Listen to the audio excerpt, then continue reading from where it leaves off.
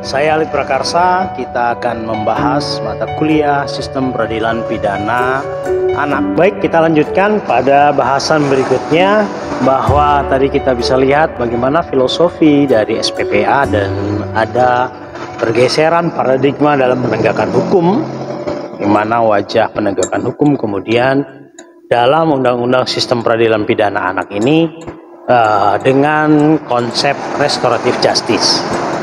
Lalu apa sih sasaran dari sistem peradilan pidana anak, atau kita singkat menjadi SPPA ya? Ya, dalam SPPA tadi sebagaimana dalam filosofi penegakan atau perlindungan anak, yaitu kepentingan terbaik untuk anak. Maka sasaran SPPA seharusnya kemudian, karena ini berkaitan dengan anak yang berkonflik atau berurusan dengan hukum, maka sasaran dari SPPA adalah satu, mencegah atau setidaknya mengurangi stigmatisasi terhadap anak. Ini yang kemudian bagaimana sebisa mungkin upaya-upaya penyelesaian hukumnya tidak melalui jalur pidana. Kenapa? Agar tidak ada kemudian proses stigmatisasi terhadap anak. Bagaimana kita ketahui bahwa hal terberat dalam efek dari penegakan hukum yaitu stigmatisasi. Berikutnya, yang kedua, sasaran dari SPPA adalah membatasi perkara anak yang masuk dalam SPPA. Ya, kita ketahui bahwa hampir semua lembaga pemasyarakatan kita mengalami over capacity, overload. Karena hampir semua persoalan yang ada di Indonesia ini seolah-olah tidak afdol kalau tidak diselesaikan dengan jalur hukum pidana. Padahal hukum pidana tadi kita pahami sebagai ultimum remedium. Maka dengan adanya sistem peradilan pidana ini, kita berharap ada upaya membatasi perkara anak yang masuk dalam SPPA. Karena dengan cirinya yang berikutnya itu, mayoritas perkara anak diselesaikan melalui diversi. Nah, konsep yang berbeda dari Undang-Undang Pengadilan Anak terdahulu dengan Undang-Undang Sistem Peradilan Pidana Anak, yang paling spesifik adalah yang pertama konsep restoratif justice yang digunakan, yang kedua adanya diversi. Diversi adalah penyelesaian perkara di luar jalur pidana. Hal ini merupakan upaya agar tidak ada banyak perkara anak yang masuk dalam sistem peradilan pidana kita. Dengan adanya diversi yang harus diterapkan di semua tahapan, baik itu dari tahapan penyidikan, di kepolisian, di kejaksaan, bahkan sampai dengan di pengadilan pun harus diupayakan, wajib hukumnya diupayakan diversi. Kenapa? Agar tidak berada di bagian terakhir dari proses penegakan hukum nantinya, sehingga anak kemudian akan dikirim kepada lapas anak misalnya. Kalau masih bisa diselesaikan secara kekeluargaan, kita diversikan, harapannya tidak akan banyak anak yang mengalami proses buruk dari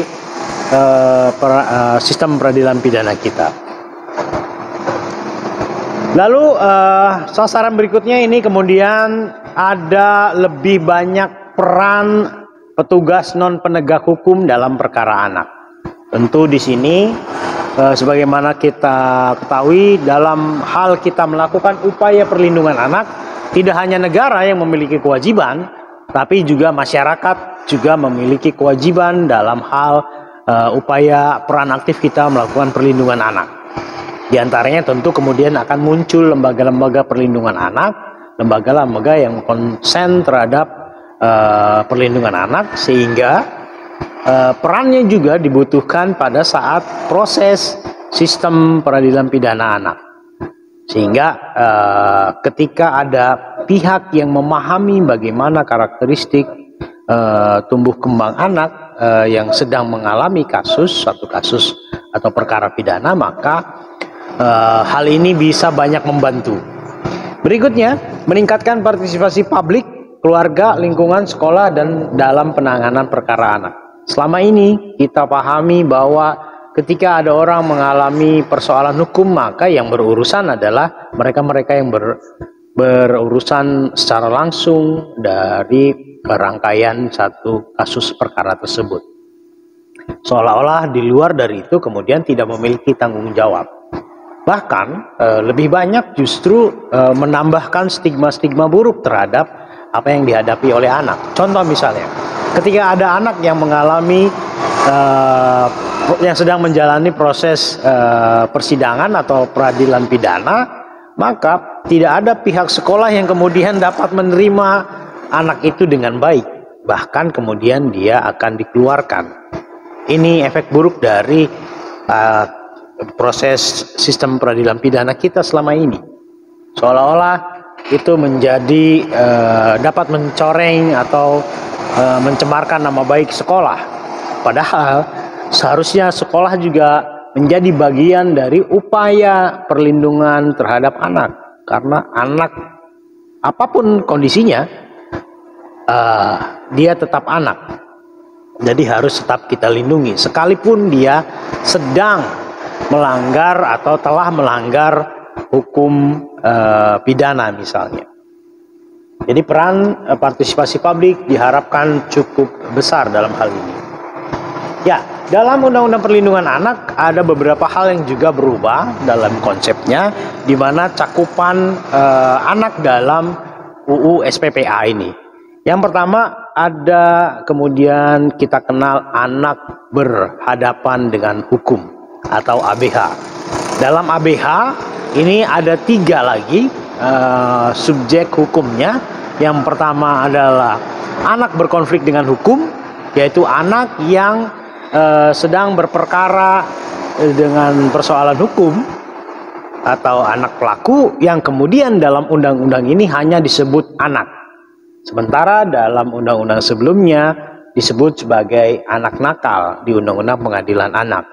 Tapi di dalam Undang-Undang SPPA ini kemudian anak yang melakukan tindak pidana cukup disebut sebagai anak. Sementara anak yang menderita dari perkara pidana tersebut, dia disebutnya sebagai anak korban.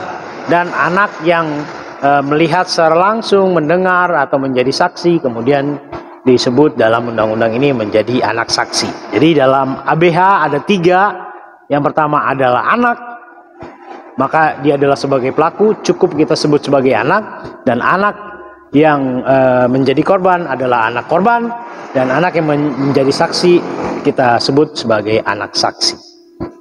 Dan yang luar biasa lagi dalam undang-undang ini kemudian kita memberi cakupan atau batasan dari pertanggungjawaban pidana anak.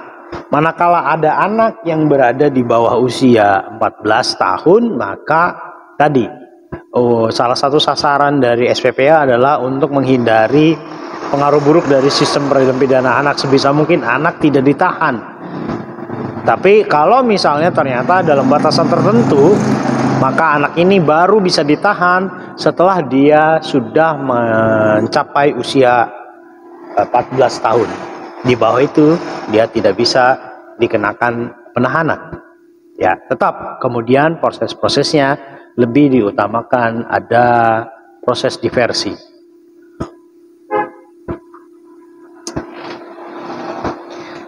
Selain itu juga dalam undang-undang SPPA ini kemudian tidak dibatasi adanya status si anak itu meskipun dia sudah menikah. Karena sebagaimana kita ketahui bahwa di pedesaan masih ada anak yang sudah dinikahkan meskipun dia berada dalam usia anak. Nah, di undang-undang terdahulu tentu di berbagai undang-undang yang lain pun ketika batasan seseorang sudah menikah, maka dia sudah dianggap dewasa. Berbeda halnya dengan undang-undang SPPA ini bahwa dia tidak dibatasi oleh status perkawinan. Meskipun dia sudah menikah namun masih dalam usia di bawah dari 18 tahun, maka dia masih anak.